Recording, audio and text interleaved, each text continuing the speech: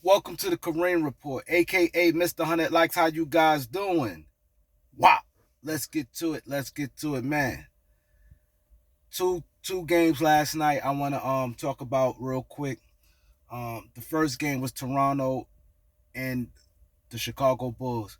They was playing in Toronto. Toronto had a lead. Toronto gave up that lead. Chicago came back and won the game. Zach LaVine had a big game. Now, Toronto's supposed to never lose that game. They're supposed to never lose that game. But they lost that game, man. And Toronto had way too much talent. It's going to be a big fire sale with that team. Something is off with that team. No way. Number one, you at home. You have a better roster, and you had a big lead. Like, I don't get it. Like, a big lead, better roster, and at home, and you lose an elimination game. Something got to give. They just got to shake things up. If you couldn't win it in a situation like that, it's not no okay. We could just regroup. You just got to make the changes. They got to make changes. So I'm looking for a lot of changes in Toronto, and in Chicago. Big up to them. Got to give Chicago their props. They fought. They fought like crazy, and they got to play the Miami Heat. That's going to be a good game. The Heat, because Bam hasn't been playing well. Bam, man. Bam, I don't know what's up with Bam.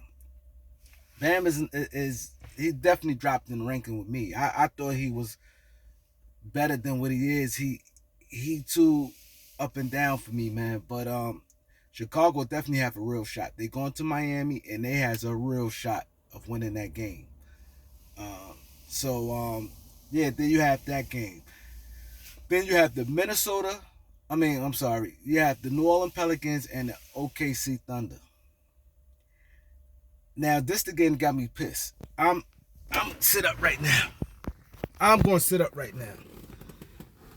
Everyone who been following me know I'm a big Brandon Ingram, my favorite NBA player, right? And I wanted so bad the Pelicans to win. I really like the Pelicans team. I do. I like their team. I'm a Laker fan, but I really like the Pelicans. That's a team I would love to win if my Lakers ain't winning. But they didn't win at home. What they supposed to win? They supposed to win that game. But I'm gonna before I get into that, man, I gotta give OKC props. I watched that whole game. Yo, them they play very smart. They play at a great pace. Shea Gildress is the real thing, which we all knew. But they is good. They're gonna be a problem. See, the only thing and what I respect about them, they went for it this year. Where they could have this could is out of the year. This is a deep draft where out of all years they could be like, come on, let's give one more year. Let's mail it and try to get another high pick. They're gonna have, I believe, two picks in the 2 or 3 picks again in this year draft. But they like, you know what? Shea is good. We got that already. They got Chet Holmgren. They got other guys, and then they're gonna add to the draft this year. They might pick up free agent. We don't know. That's a real good team. Real tremendous good team, young team, but they play smart. They play. I looked at that game. Normally, I'd have been going crazy on New Orleans because I'm like New Orleans to me the better team, but New Orleans have their flaws also, and OKC, they it's not gonna be a cakewalk. Them and Minnesota is going to be a good game. And they're going to Minnesota. They got to travel to Minnesota. It's going to be a good game because they're not going to beat themselves. They're going to be in the game. The game going to be close, and they got to close it in shade. And Josh Giddey played tremendously smart also. Dog do his part. And I ain't gonna lie, I said so when I saw uh Lou Dog's playing good early in the game offensively, I said, oh man, it's gonna be bad for OKC because this man playing good offensively, and that wasn't even offense they was counting on. But now Brandon Ingram, man, this guy was going him and Shade back to back. Brandon Ingram clutch bass got the clutch back. They down four. He hit a three and he thought he got fouled. You know, to me that's my boy. And I think, That ain't a foul you call. I ain't like no foul to me. Good deep out Dort, but Brandon Ingram made the clutch three. Brandon Ingram is the shit. He did his thing. He lived up to his part. He lived up to his part. The game to try to eliminate for them not to even be in this situation. This the part about it. If they handled Minnesota, they had Minnesota. They was on the road, had Minnesota. They would have had two cracks at it. Like right now, Minnesota lost Gobert and lost McDaniels, two guys in one game, but they got another shot at it to play again. They only have New Orleans only had one shot. Now we're gonna talk about the elephant in the room. The elephant in the room. Oh man, the elephant in the room. Zion Williamson. I have no respect for you. No respect for you. I don't want to hear nobody. Listen, the man said he was 100%. And my son talked yesterday.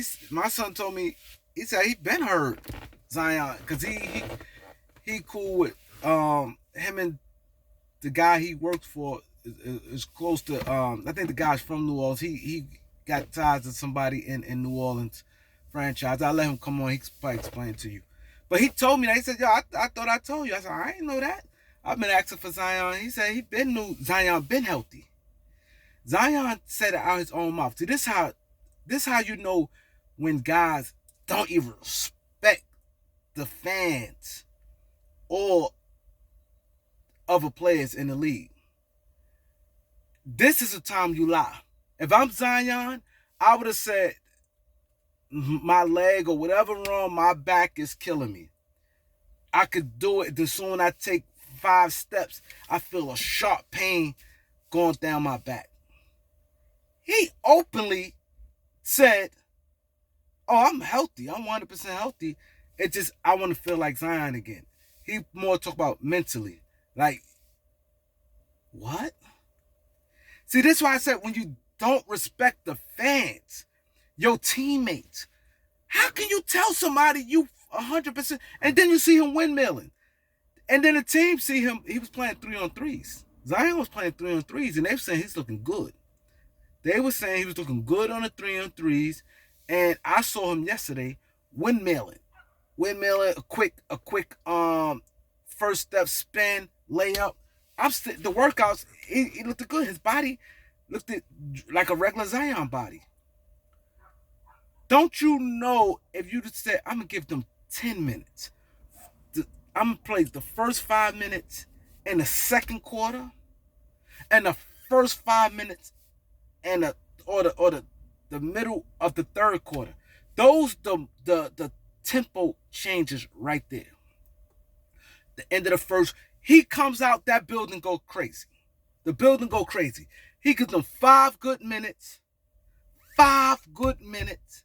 In that second quarter, that building crazy. Third quarter, let's say the middle, Shea had 15 points in the third quarter alone. Zion could have trumped that. This was his energy, and that might have been enough to carry them through to get the victory. See, this is the thing I don't respect about a lot of these players today, man. It's like the blatant disrespect. You get paid $100-something million. How I might have got a deuce. I don't know if he got a deuce, but he got a lot of money. He got maxed out, and you got the nerve to say, I'm healthy. I'm feeling good health-wise. I want to feel like Zion. What the fuck feeling like Zion is? Mentally? And it's not like you going through no mental. I don't want to hear nobody say, I don't want to see nobody in the comment section and say mental health is good, because they don't have nothing to do with that. He's good mentally. He bought some jewelry. He walked around and talked about, I'm going to support my team. Like, these guys feel comfortable saying some stuff and basically saying, F the fans, F my teammates. I wouldn't even said that. I would have said, I'll be feeling good, but if I take 5 or 6 steps, boom. You openly saying you feel good, and that's supposed to be acceptable. And let me give y'all a secret. Y'all ain't not going to see, and this is what I do like about YouTube. When you got guys like me and other guys who can talk freely. Some guys on TV, I'm going to be the first to tell y'all. Y'all know my connections, right? Guys on TV cannot say much about these star players. They very limited. Adam Silver in the NBA, They cannot really go talk about Zion how they really feel about him, what they really want to say. They may say little stuff here and there, but it's not how what they don't go hard like they can. Zion let this team down. Zion don't care. I don't know if this applaud them to make the fans angry, where the fans say trade him, and then it trickled down the organization. The organization frustrated and feel, yo, bro, you could have changed. Same thing like Ben Simmons. You get so much respect from your teammates and your opponents. Don't forget, NBA players moves around all the time. It's not all about just the 15 players on your roster. It's about other guys in the league watching too. This is how you get respect. And I'm a reference Kobe here. When Kobe was going through his shit, Kobe was going through his problems with the Colorado thing, and he said, I don't care what the people say. He said, I worry about my peers, what my peers think about me. Kobe didn't care about, not gonna say he didn't care, everybody cared with fans and, these commentators and things, yeah, people, but your peers. It's nothing like your peers. And anything you do, you want respect from your peers. Kobe said that. Same thing with Magic Johnson with the when he had the HIV. All that people saying when Karl Malone and a couple players is like, yo, they felt the way they should wear gloves, and people said that. Magic said the same thing. It would hurt him more what his peers were saying. Anything your peers, anything you get into, your peers means more. Right now, somebody in the comment section say some craziness to me. Yeah, I may, it may whatever. But another YouTuber, a respectful YouTuber, come at me or say something, it would hold some more weight. You know what I'm saying? That's the same with other boxers on other boxers, any sport, even street guys. A street guy, a gang member on gang member, that means more than a guy behind the keyboard say something about him. That's what anything is. Nothing like your peers. He basically said, F my peers, or I'm healthy this time. The same with Ben Simmons. Ben Simmons, Brooklyn, all of them was hyped. Jason Tatum and them guys going off. Kevin Durant did what he had to do. Ben, give us 6 minutes each half. 6 minutes, all they asked for. They put the minutes on them. They said give us 6 minutes each half. They want to throw them on Tatum. Throw his rhythm off. All we asked for 6 minutes each half. They said give me 12 to 15 minutes a night, Ben. That's all. We don't care about you shooting, bringing the ball up. This your presence. The defensively. They say he don't want to shoot anyway, but they ain't put no pressure. Whatever offense do you for that, we could play 4-on-5 on offense. We just need your presence and defense. In game 3, they went down 0-2. Brooklyn went down 0-2. They asked them, can you give us 12 minutes, bro? Even the players asked him. This man said no. He said no. Like, I couldn't fix my face telling nobody no on no situation like that. These guys sit there and say, I love basketball. And see, what happens is, some of these guys love basketball. See, with a lot of basketball players, for the most part, you notice it's always like the taller guys. Because the shorter guys, it's like a guy 6'2", 6'3", they love basketball. It's not like the ball probably got shoved to them to play. They picked up a ball on their own and said, I want to be a ball player. Nobody looked at them and be like, they walk around height with people, they blending in with the people. Nobody looked at them when they 13, when they 15 and 6'1", nobody like, oh, you got to play basketball. But a lot of these tall guys like Ben Simmons, who probably was 6'9" and 14 years old, 6'8" and 14, they probably like, yo, and they shove basketball with these centers, these 7-footers. They shove basketball down their throat because they said, you tall, you need to play basketball. And they might not have the love for it. So a lot of times you see the softness and this unmotivated thing when it comes to a lot of these centers in the NBA, because they don't truly love it like that. They've been forced. A coach walked by, saw, what, you 14 years old? Bring him in the gym. They giving him a little money. They nurturing him because he's tall. But that's the thing. Guys like Zion, y'all seen him? Zion was a giant when he was young. They showed the picture. Zion always tall and big, more like a football player, but he's big kid. He's a big kid. So sometimes they think they love basketball. They probably don't love it like that. Because how can you not want to play in a game like that? Listen here, man. We all know tomorrow not promised. That's just the reality of it. Don't look at your age. Oh, this now. Oh, we could come back next year. Because next year, God forbid, what can happen next year is, yeah, you could be back. CJ needs surgery. CJ about to have surgery on his hand. CJ McCollum gonna have surgery on his hand. He went out and played. CJ 30, 31 years old. He went out there and played. He had surgery on his hand. What makes you any difference from him? These guys, he said, man, I'm going to play. Now, Brandon Ingram, God forbid, I don't like to talk like this. I ain't going to say, I ain't going to put no name behind it. But you can be back next year and two good players, y'all could be missing two good players on injury. From, let's say, January on, and y'all don't make the playoffs. So, the opportunity was there. Everything lined up. It's no clear winners in the NBA. It's no team where you say, oh, man, they dominate. You don't look at nobody like that. You don't look at no out of 30 teams. You may say, oh, Milwaukee, they was the best team in the NBA. You may say it, but nobody ain't throwing all their money out on the Bucks. Bucks not the team you look at as beatable. Boston don't look at Bucks. Boston like, let's go. Philadelphia say, let's go. Toronto, if they'd have played them, they probably felt they got a legitimate chance of beating them. And that's the same with the Denver Nuggets, the Phoenix Suns, anybody else. All teams, no teams ain't looked at as no juggernauts like that. If you look at talent on talent and you be like, oh, I wouldn't be surprised. Let's say if Zion would have came back and they played Denver. And let's just say they would have beat Denver. Yeah, Denver had a better record, but then when you break down the roster per roster, it's not like, oh, it's an upset because it's 1-8. But if you detail it and look at the roster and look what Denver have and look what New Orleans have, if Zion would have played and they would have knocked them off, it ain't no thing like, oh man, it's a major upset. Oh man, like if you look at it, the talent it's the same. It's just that whatever happened, your record is not what theirs is. But if you look at it down the road, they starting five, what they got come to bench, you'd have been like, oh okay. The reality of real hoopers and real basketball knowledge people wouldn't have looked at. I wouldn't have been, oh, Denver's a fraud. You'd have got some people come on here and say Denver's fraud. I wouldn't have said they got a comparable center. It's good and Valanciunas.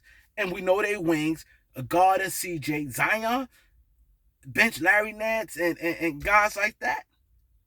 Jackson Hayes running around all crazy. They got a legitimate team. You wouldn't have, any basketball fan wouldn't have been going crazy talk about Denver frauds. You'd be like, they just as good as them. And that's how it is. A lot of these teams, the Lakers, all these teams is good. So I'm not really going to be going. I'm not going to say nobody no fraud. Now Denver can't lose to Minnesota, and Milwaukee can't really lose in that first round. But outside of that, Milwaukee, if they lose to Philadelphia and or lose the boys, like, yo, it is what it is. Every team is kind of like, it's kind of on an even scale. Some team may be a little deeper than other teams, but some team may be top heavy. They may have them top guys on there, but that's just what it is. Zion has no heart.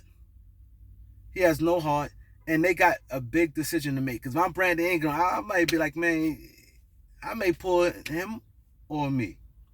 Him or me. I'm going to have to do that. These guys out there playing, and Brandon Ingram said he wasn't even 100%.